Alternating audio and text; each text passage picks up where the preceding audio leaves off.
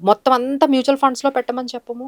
మొత్తం అంతా gold, stocks సిల్వర్‌లో అని చెప్పరు. పెట్టవు. ఇలా అలా ఉంది ఇలా కదా! అని హ్మ్. మొత్తం అంటే ఇప్పుడు స్టాక్ మార్కెట్స్ బావుందని అందులో 100% అలానే రియల్ ఎస్టేట్‌లో కూడా అంత 100% పెట్టమని చెప్పమనమాట. So, we have a strategy for every client. Okay. వాళ్ళ క్లయింట్ బట్టి ఎంత పర్సెంటేజ్ స్టాక్ మార్కెట్‌లో ఉండాలి, స్టాక్స్‌లో ఉండాలి, ఎంత పర్సెంటేజ్ మ్యూచువల్ ఫండ్స్‌లో ఉండాలి, ఎంత పర్సెంటేజ్ రియల్ ఎస్టేట్‌లో ఉండాలి, ఎంత పర్సెంటేజ్ గోల్డ్‌లో ఉండాలి. ఇక ఈ నాయిస్, వాయిస్ ఏదైతే ఉందో అది మారుతూనే ఉంటది. అది.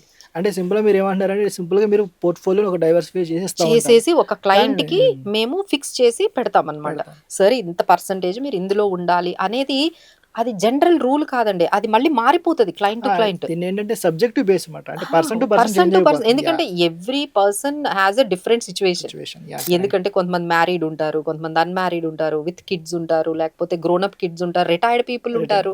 So, correct. Every client has its own status. వాళ్ళకున్న డిఫరెంట్ కండిషన్స్ వేరు.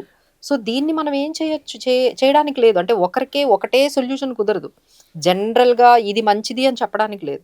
ఓకేనా? సో, వాళ్ళకున్న సిట్యుయేషన్ బట్టి మేము ఒక పోర్ట్‌ఫోలియోని డిజైన్ చేసి వాళ్ళకేంటంటే మళ్ళీ డిజైన్ చేసి అలా వదిలేయకూడదు గదండీ! మానిటరింగ్ చేయాలి.